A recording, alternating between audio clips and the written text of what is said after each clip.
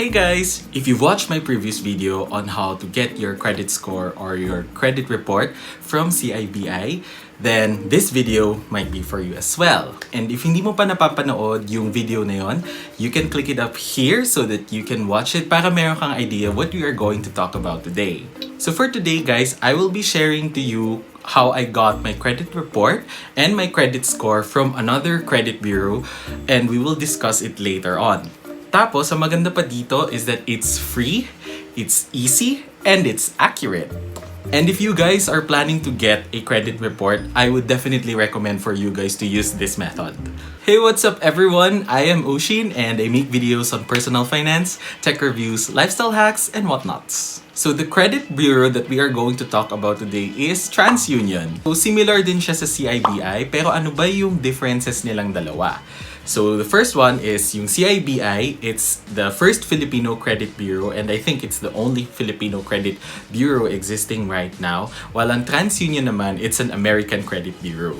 Tapos guys, kung napanood niyo yung previous video ko, para ma-verify yung account mo, you have to undergo a verification process sa CIBI na kung saan you need to talk to them through Google Meet and kailangan siyang face-to-face and kailangan mong ipakita yung ID na pinasa mo sa kanila. Tapos sa CIBI din kasi, once that you are verified, you now have access to your credit report or your credit score na kailangan mo lang magbayad every time na mag-request ka sa kanila. And for each request, it will cost you 250 pesos. Per request yon guys ha. Kaya ni-recommend ko rin sa inyo nun before that if you're going to get your credit report from CIBI, do it at least or at most rather twice a year kasi mahal siya. On the other hand, sa TransUnion naman, the good news here is that getting your credit report and your credit score here is absolutely free. So yun yung nagustuhan ko sa kanya. And at the same time, madali siya at yung report niya mismo mas accurate. So without any further ado, let's start on how you can get your credit report from TransUnion.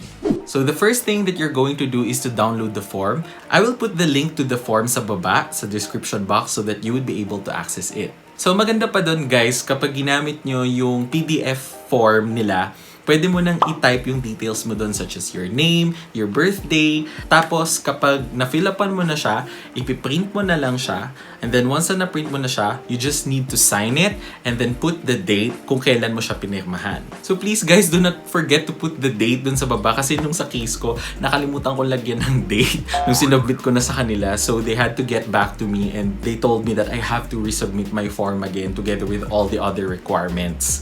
So yes, don't forget the date. So the second step that we're gonna do is to scan our valid IDs. So for this step, we're actually going to need 2 valid IDs. So yung sa case ko nun, ang ginamit ko ay passport and voter's ID. I would recommend for you guys na ang gagamitin ninyong IDs ay yung mga powerful government IDs, no? Like passport, SSS, UMID, voter's ID, yon. So yung mga karaniwan na hinihingi whenever we're going to do transactions even in the government. Para madali din sa atin at para hindi na pabalik-balik. So for the third step, madali lang. Ang gagawin naman natin is we're going to take selfies with our IDs.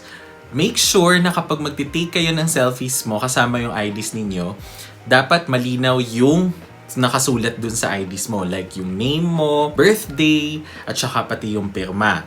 So, make sure na magandang camera yung gagamitin ninyo pag magte-take kayo ng selfies ninyo. Ang maganda din naman dito is that you can take your selfies separately. Hindi na kailangan na magkasama.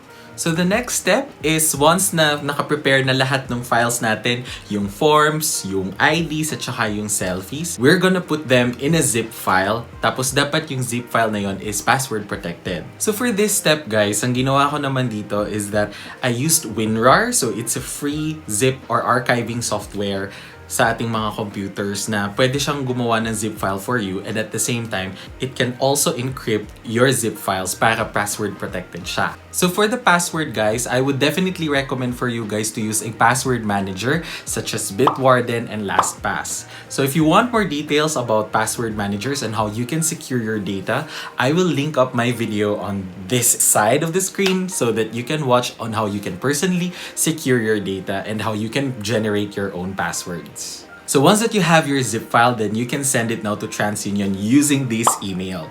And make sure nakasama yung password when you send that zip file. So para mabuksan din nila yung files mo.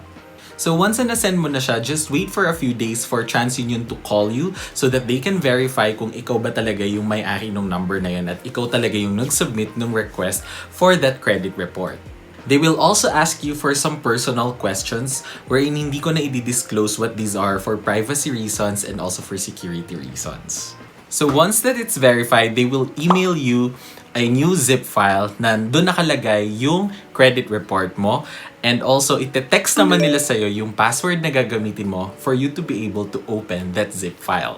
So if you can see on the screen, this is what a TransUnion credit report looks like. Tinakpan ko na lang yung mga areas that you don't really need to see. And so now here we can see the difference between TransUnion's credit report and CIBI's credit report. So ano ba yung difference nun dalawa? To be honest, mas maganda ang report ng TransUnion. As in, hands down. Mas naiintindihan ko siya, mas malinaw. I don't need to file for a dispute. In fact, alam nyo ba guys, siguro kung maaga ko lang nakita to, baka hindi na ako nag-file ng dispute sa CIBI or sa CIC nung credit report ko from CIBI. Number one, meron silang records ng hard inquiries. So, every time na nag-a-apply ka ng credit line to any other lending companies or banks, nire-record yon ng mga banks tapos sinasubmit nila yon sa Credit Information Corporation.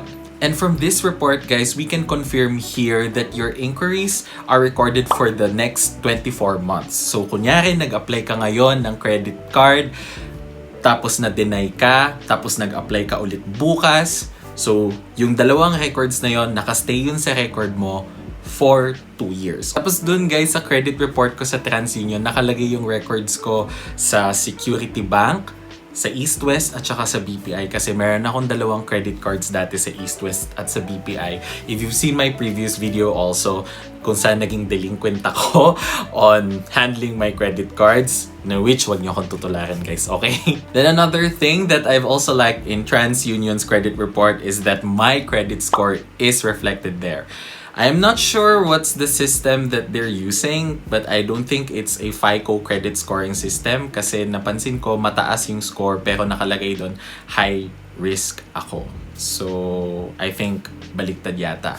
I emailed TransUnion already to ask if paano i-interpret yung credit scores nila. But for now, they don't have any feedbacks yet. And so yes, mas kompleto nga siya sa CIBI kaya nagustuhan ko din siya. And then sa CIBI kasi, when I got my credit report from there, nag-file ako ng dispute sa kanila. Kaso hanggang ngayon, hindi pa rin nare-resolve yung dispute na final ko. So you might ask if you can file a dispute to CIC using your TransUnion credit report.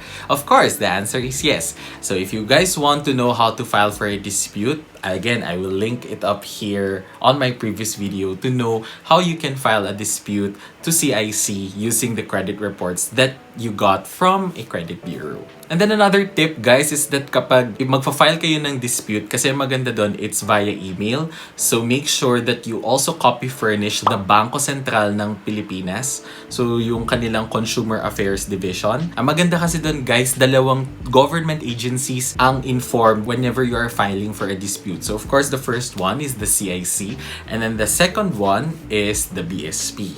Alam nyo ba guys, ito pro tip ha.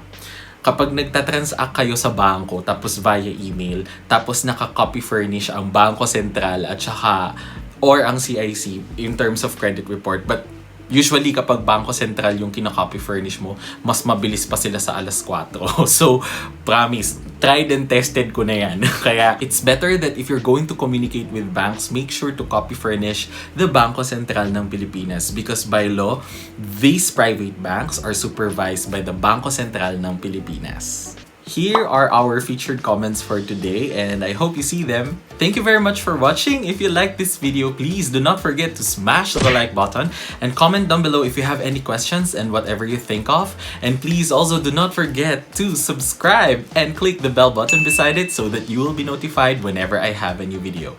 Okay? So remember, the more that you learn, the more that you earn. I will see you guys next time. Goodbye!